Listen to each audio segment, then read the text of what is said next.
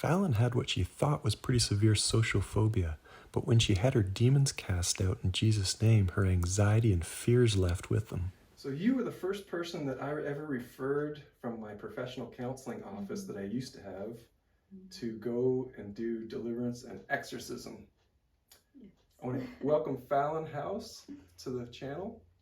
This is a dear friend of mine, and you had demons? I did. I definitely had demons. Yeah. So what was life like before you had demons? What were you struggling with? Remember when you and I were doing some counseling at my old office when I was a licensed professional counselor? Yeah.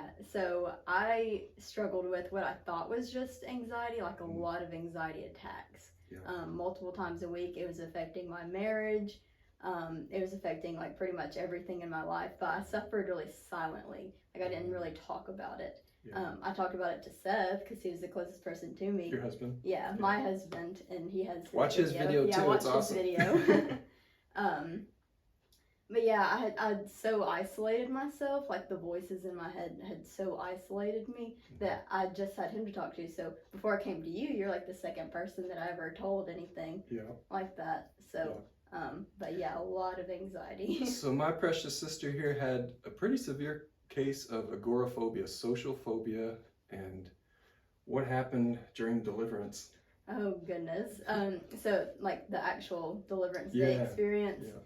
So they took me through the interview, all the renouncing and everything. And I just remember Mike in his rolly chair that he loves so much.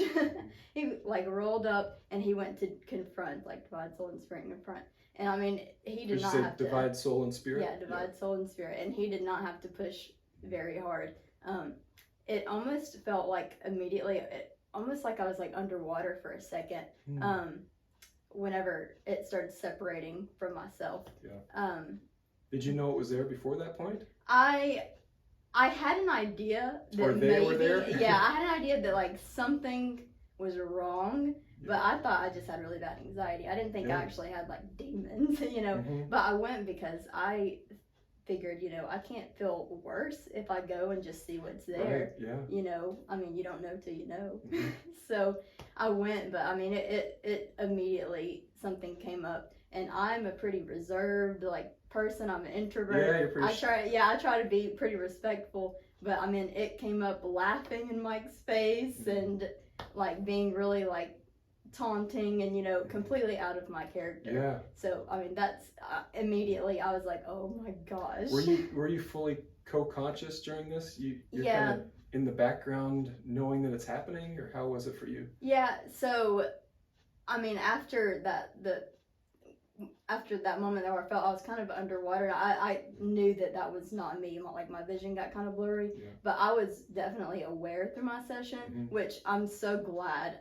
Before I went in, I was like, please, if something's there, just let me black out. I don't want to know. But I'm really glad that I was aware, because I could recognize, like, whenever it came up, the impression that it had on my emotions and everything. I could recognize, I could look back in my life and be like, oh, when I was feeling that, when I was like saying that to Seth, that wasn't me. That was like the what did that feel like to recognize and be aware of that? Oh, I mean, that moment changed my entire life. Like just that recognition of that was not me. All of like the struggles that I had dealt with, like the problems in me and Seth's relationship, it really took a lot of like the guilt and shame off of me, because I was like, I was in torment whenever that was happening. Like that was a demon. That was not me. Like that wasn't part of my personality. That is very common for people to have that moment when they realize, oh my goodness, a lot of this crap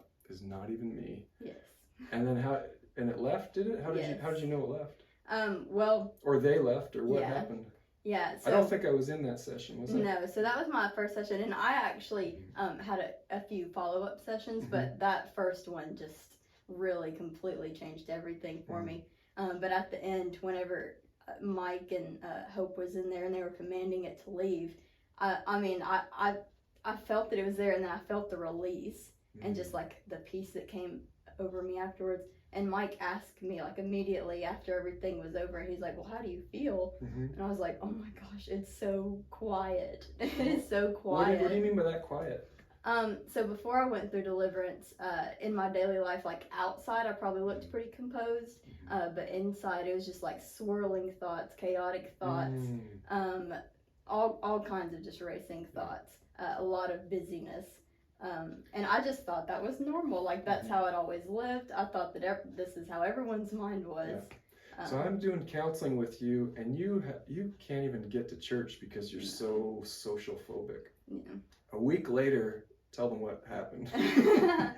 So yeah, Mike had me share my testimony on stage, and yeah, I was able to get up in front of a group of people and share what happened to me.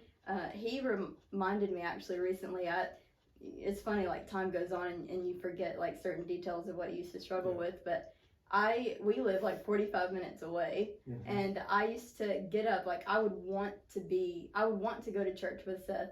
I mean, he's been doing ministry for years, and I've always struggled with like going and just being with him at church and enjoying it if you do get there. Yeah, and enjoying it if I actually did get there, and not being like, oh my gosh, I need to leave right now. But I would drive all the way from Seymour to Maryville, and I would sit in the parking lot, and I would turn around and go all the way back home. Like I would, and it's just unbearable anxiety. Yeah, and there were some days where I would be getting ready, and as I'm getting ready, I would have an anxiety attack. I'm like, I can't do it. So, but I mean, people didn't know that's what I was dealing with. They just, I don't know what they thought, but that was part of. I was in the audience that day, and I didn't know that you were going to go up on stage, and you walked up there. I just started bawling. I was like, oh my goodness, God is so good. Yeah. So what else would you tell people about anxiety and the possibility that it may be influenced by literal demons? Yeah. I mean, like I said, you don't know until you know.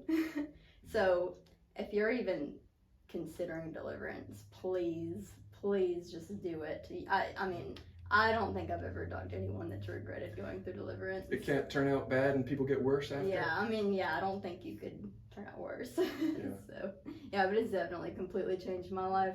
I mean, I'm like stepping into leading deliverances now. So I went from not being able to be at church at all, barely, to like leading deliverances.